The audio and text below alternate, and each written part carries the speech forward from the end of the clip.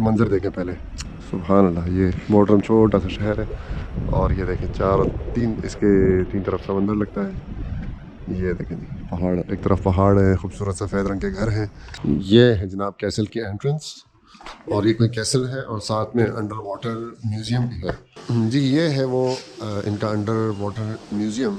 यहाँ पर इन्होंने जगह जगह स्क्रीनें लगाई हुई हैं और उसके अंदर बताते हैं कि कैसे इन्होंने नीचे कैसल के साथ जो समंदर की गहराई से ये सारी चीज़ें निकाली हैं।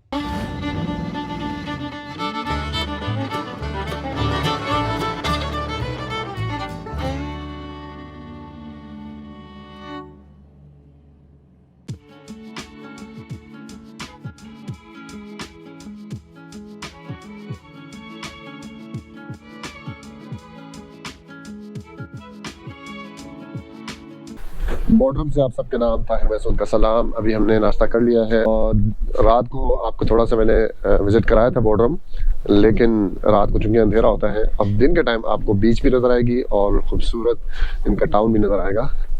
ये देखें जी, ये है बोडरम, हमारे होटल के बिल्कुल साथ ही बीच है। खूबसूरत गलियाँ हैं, खूबसूरत, बिल्कुल जैसे ग्रीस का मशहूर जो जजीरा है, मशहूर सेंटोरिनी है मेरे ख्याल से उसका नाम। इस तरह की वाइट कलर की बिल्डिंग्स और वाइट कलर के होटल्स होते हैं। और ये देखें बीच, हम बीच पे जा रहे हैं। रात को अलग माहौल था, अब वो सारी बदमाशियाँ करके रात को अब सब सो रहे हैं यार, उठेंगे 12-1 बजे। ये देखें, वाह सुभान अल्लाह, खूबसूरत। ये बोडरम का किला है, अभी इस किले की तरफ भी हम जाते हैं।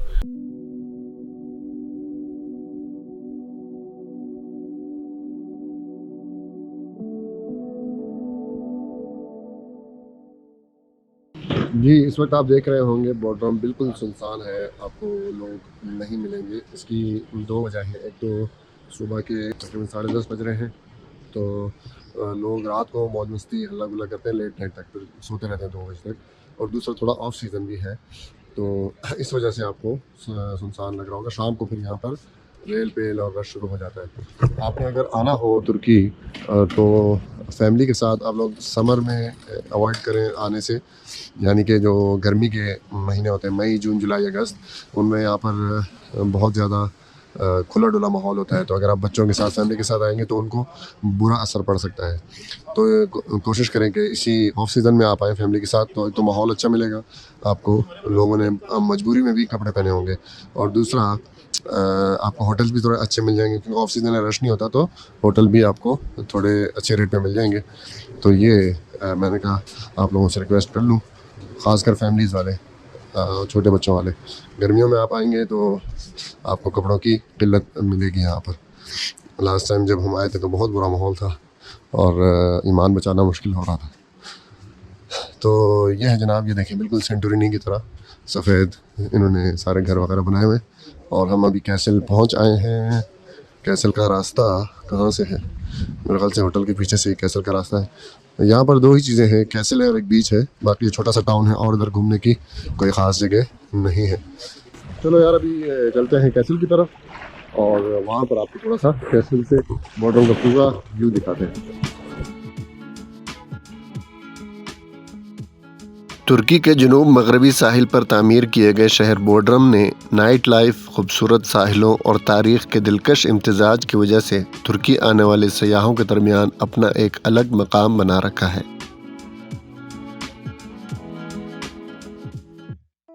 ये शहर अपने पुरसुकून माहौल और ख़ूबसूरती के लिए यूरोपीय सयाहों में ख़ास तौर से मशहूर है।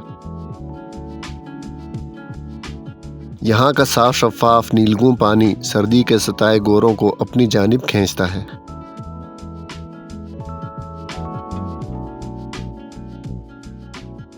यहाँ पर शहर से दूर दीगर गैर आबाद मगर इंतहाई खूबसूरत साहिली मकामात की सैर करने के लिए प्राइवेट लग्जरी कश्तियाँ हर वक्त मौजूद होती हैं, जिसमें गोरे खूब मौज मस्ती करते हैं।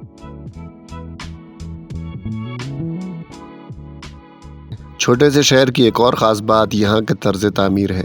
यहाँ की अक्सर इमारतें और घर सफ़ेद रंग की होती हैं, जिससे शहर की खूबसूरती में मज़ीद इजाफा हो जाता है। यहाँ पर पानी साफ शफाफ होने की वजह से सयाह स्नॉर्कलिंग भी करते हैं और समंदर के अंदर गोते लगाकर ज़िंदगी का एक यादगार तजुर्बा करते हैं।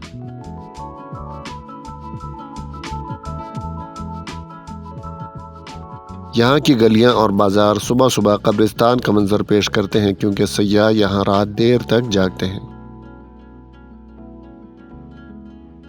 ये है जनाब कैसल की एंट्रेंस, और ये कोई कैसल है और साथ में अंडर वाटर म्यूज़ियम भी है। तो यहाँ ऊपर से मेरे ख्याल से पूरे बॉटम का व्यू बहुत ज़बरदस्त आएगा। तो अभी हम जाते हैं इसके टॉप पर और देखते हैं अंडर वाटर म्यूज़ियम कैसा है। समंदर का पानी तो कदरे ठंडा है, तो उसमें अब इस वक्त नहाएंगे तो शायद बुखार भी हो जाए ठंड की वजह से। तो वरना अगर गर्मी में आएंगे तो बहुत ज़बरदस्त पानी होगा, नहाने के लिहाज से बहुत अच्छा होगा। पानी बहुत शफाफ है, साहिल का बिल्कुल नीचे पत्थर नज़र आ रहे हैं और बिल्कुल साफ़ नीला पानी है। तो गर्मी में बहुत माहौल होता होगा यहाँ पे। तो ये है कैसल जनाब, ये देखें दोनों साइड के ऊपर बिल्कुल समंदर किनारे। अभी कैसल के अंदर हम जा रहे हैं और इसका टॉप देखते हैं, टॉप कहाँ पर है। टॉप से व्यू आएगा बहुत बेहतरीन पूरे शहर का। तो चलो टॉप की तरफ जाते हैं। ये किला अगरचे तकरीबन 600 साल पुराना है, लेकिन इसके अंदर जाते हुए आपको हरगिज़ महसूस नहीं होगा कि ये इतनी पुरानी तामीर है। किले को इंतहाई ज़बरदस्त हालत में बाकी रखा गया है और यूँ महसूस होता है जैसे कि ये अभी हाल ही में तामीर किया गया हो।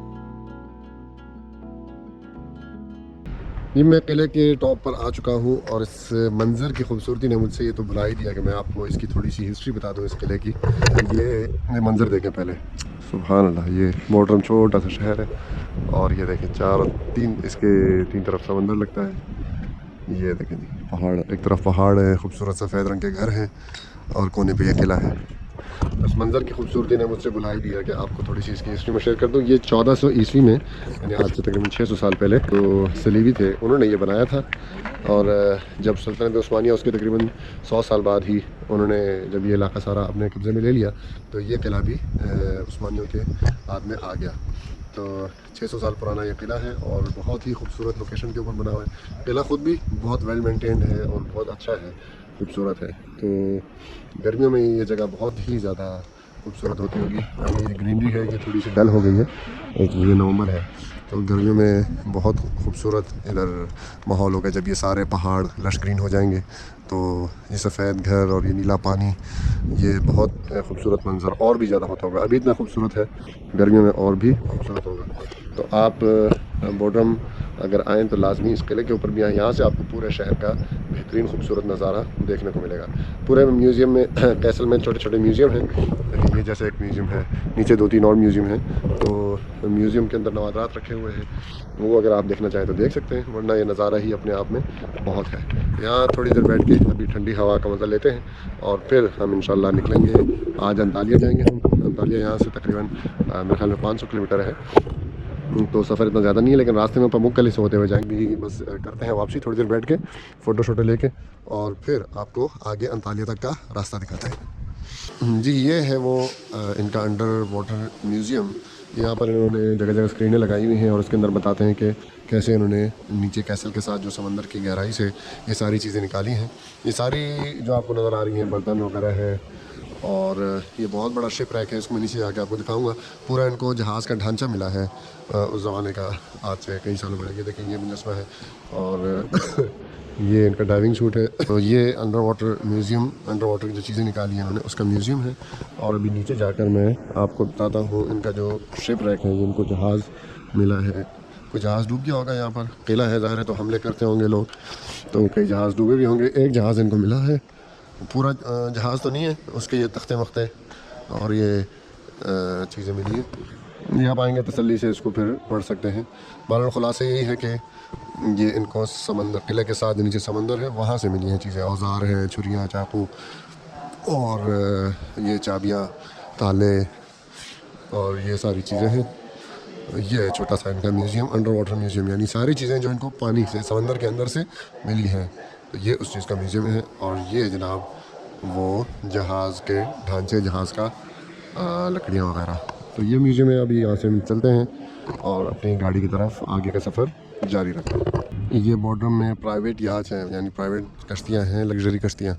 ये आप बुक करके तो यहीं पर आप समंदर में भी घूम सकते हैं और आसपास छोटे मोटे जजीरे हैं, वहाँ भी जा सकते हैं। बहुत खूबसूरत कश्तियाँ हैं, 25-30 लोगों के लिए काफ़ी होगी एक कश्ती। इसके भी कोई है नहीं, वरना मैं से पूछूँ रेट कितने का है क्या है। इस टाइम तो सब सो रहे हैं, सारी रात उंगा पाड़ा करके और नाच गा के मस्ती करके। अब सारे बुढ़े बुढ़े सिर्फ बैठे हुए हैं, बाकी सब सो रहे हैं। 2 बजे उठेंगे, फिर खाना वाना खाएँगे, रात के लिए ताज़ा हो जाएंगे और फिर ये कोई फिर दोबारा मुँह काले करेंगे। तो खूबसूरत शहर है बहुत, बोडरम छोटा सा टाउन है और इसको अब अपना आखिरी सलाम करके हम निकल रहे हैं।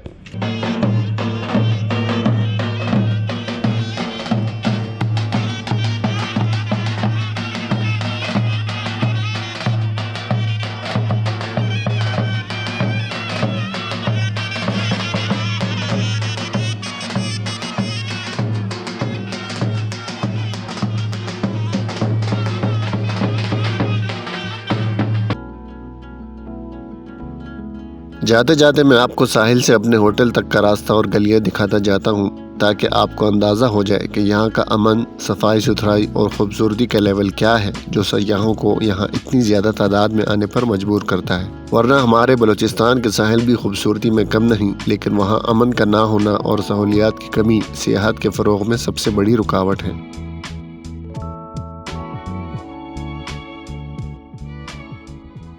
इस वक्त हम चल रहे हैं बोडरम की गलियों में और हमारा अगला डेस्टिनेशन है पमुकले। उसके बाद फिर रात को इंशाल्लाह अंतालिया में होंगे हम। तो बोडरम एक छोटा सा मेडिटेरेनियन सी के ऊपर कोस्टल सिटी है, टूरिस्ट सिटी है। अगर टूरिस्ट ना हो तो यहाँ पे आबादी बहुत कम है।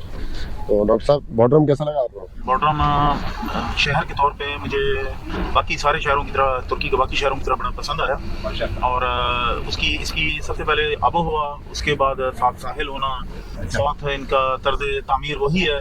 और साहिल के ऊपर इन्होंने साहिल के हिसाब से बहुत सी अरेंजमेंट की हुई थी कि होटल भी बने हुए हैं और जहाज खड़े हैं, किला है वहाँ।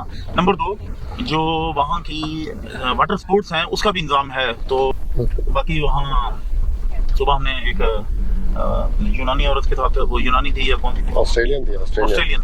तो वो वहाँ एक रेस्टोरेंट बना के बैठी हुई है, तो उसके पास हमने नाश्ता भी किया। तो अंडे और सारा कुछ लेकिन सबसे बड़ी बात जो उसमें मुझे देखने में आ रही थी, उसकी मेहमानदारी की जो सेंस थी वो बड़ा ख्याल रख रही थी। तो हर चीज़ वो बार बार आके पूछ रही थी कि कोई चीज़ चाहिए ये वो। तुर्की में सर्दियों के मौसम में सड़कों की मेंटेनेंस होती है, क्योंकि इस वक्त सियाहों का रश कम होता है, जिसकी वजह से काम करने में आसानी होती है। वीडियो के शुरू में आपको रोड खुदा हुआ नज़र आया होगा, तो इसकी यही वजह है। इस वीडियो में आपको एक तरफ समंदर और दूसरी तरफ जंगल नज़र आ रहा होगा। कैमरे की आंख इस मंजर की खूबसूरती के साथ इंसाफ नहीं कर पा रही। जो खूबसूरती इंसानी आंख बराह रास्त देखती है, वो कैमरे की आंख नहीं दिखा पाती, लेकिन फिर भी आपको कुछ न कुछ अंदाज़ा हो रहा होगा। तुर्की को 3 तरफ से समंदर लगता है, जिसकी वजह से इसकी साहिली पट्टी बहुत वसी है। शिमाल में बहरे अस्वद यानी ब्लैक सी लगता है और वो इलाका गर्मियों में सयाहों से भरा होता है। उस समंदर के साहिली शहर जैसे तराबजन, सैमसोन गर्मियों में इंतहाई खूबसूरत मनाजिर पेश करते हैं, जबकि सर्दियों में सयाह जुनूबी साहिलों का रुख करते हैं, जिनमें से बोडरम, फतहिये, अंतालिया वगैरह शामिल हैं। अब तक के जितने भी टाइम लैप्स मैंने बनाए हैं, उन्हें अगर आप गौर से देखें तो 2 चीज़ें आपको पाकिस्तान से तुर्की में मुख्तलिफ नज़र आएंगी। एक तो आपको रोड किनारे किसी हाउसिंग सोसाइटी का नामो निशान नज़र नहीं आया होगा। दूसरा, कोई फौजी गाड़ी या छावनी आपको नज़र नहीं आई होगी। तुर्की की फौज हमें सिर्फ ईरान से आते और जाते हुए बॉर्डर पर नज़र आई थी, और बाकी पूरी तुर्की में हमें कहीं भी फौजी गाड़ी नज़र नहीं आई। इसके अलावा पाकिस्तान की तरह सोसाइटियों की बेहंगम तामीर भी हमें ढूंढने से भी नहीं मिली। शायद यही 2 चीज़ें हमारे और तुर्की के दरमियान मौजूद फ़र्क की वजह है।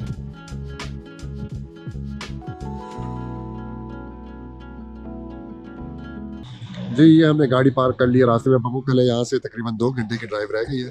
तो अब देखा, पहले पेट पूजा फिर काम दूजा। ये कोई डोनर वाला है। अक्सर यहाँ पर आपको डोनर बहुत ज़्यादा मिलेगा तुर्की में। अभी हम यहाँ पर हैं, डोनर खाएंगे और फिर अपना सफ़र आगे जारी रखेंगे। डोनर हम जैसे मुतवस्सित तबके के सयाहों के लिए बेहतरीन ऑप्शन है तुर्की में। जेब पर हल्का और टाइम भी कम लगता है। इस रेस्टोरेंट पर बीफ डोनर 60 लीरा का मिल रहा था, जो कि पाकिस्तानी तकरीबन 600 रुपये बन रहे थे। सब्जी वाला डोनर 40 लीरा का था, जो कि तकरीबन 400 रुपये बन रहे थे। लेकिन एक पूरा डोनर भी बहुत बड़ा होता है और अक्सर लोग पूरा नहीं खा पाते, इसलिए आधा मंगवाना सही रहता है। अगर आधा ख़त्म करने के बाद भी भूख लग रही हो तो आधा मज़ीद मंगवाया जा सकता है। डोनर खाने और जोहर की नमाज पढ़ने के बाद हमने अपना सफर पामुकले की तरफ दोबारा शुरू कर दिया, जहां तक पहुंचने में अभी मजीद 2 घंटे बाकी थे। इस सारे रास्ते की टाइम लैप्स मैं इसलिए दिखा रहा हूं ताकि आप भी हमारे साथ इस सफर का भरपूर मजा ले सकें। अगर आप ये वीडियो देखते हुए यहां तक पहुंच चुके हैं तो आप जरा इस टाइम लैप्स को गौर से देखिए और तसव्वुर करें कि मेरी जगह आप अपनी गाड़ी अपने दोस्तों या फैमिली के साथ इस वक्त चला रहे हैं और इन मनाजिर को गपशप लगाते हुए एंजॉय कर रहे हैं। जो खुशी आपको सिर्फ इस तस्वुर से मिल रही होगी उससे कहीं ज़्यादा हमें इस सफ़र को हकीकत में तय करते हुए मिल रही थी, क्योंकि हर लम्हा कुछ नया देखने और जानने को मिल रहा था। फिर इसके अलावा जैसे कि आप वीडियो में देख रहे हैं और पिछली वीडियोस में भी देख चुके होंगे कि तुर्की के रोड किस कदर अच्छी हालत में है, चाहे वो मोटरवे हो या आम हाईवे। पूरे मुल्क में कहीं कोई खड्डा देखने को नहीं मिलेगा। जब रोड लाजवाब हो और मंजर हसीन हो तो सफ़र चाहे जितना भी लंबा हो आपको थकाता नहीं है। अभी तक हमने जितना सफ़र किया था वो कदर नाहमवार और छोटे मोटे पहाड़ों वाला इलाका था। अब यहाँ से आगे आपको रोड किनारे जा बजा खेत खलियान भी नजर आने शुरू हो जाएंगे। इसका मतलब है कि हम तुर्की के मैदानी इलाके में दाखिल हो गए हैं। एक और चीज़ अगर आप गौर से देखें तो आप नोट करेंगे कि इस रोड पर हमारे साथ जा बजा बड़े ट्रक भी चल रहे हैं, लेकिन कोई एक ट्रक भी आपको ओवरलोडेड नज़र नहीं आएगा। किसी एक ट्रक से भी कोई सामान या भूसा वगैरह ट्रक से बाहर नहीं लटक रहा।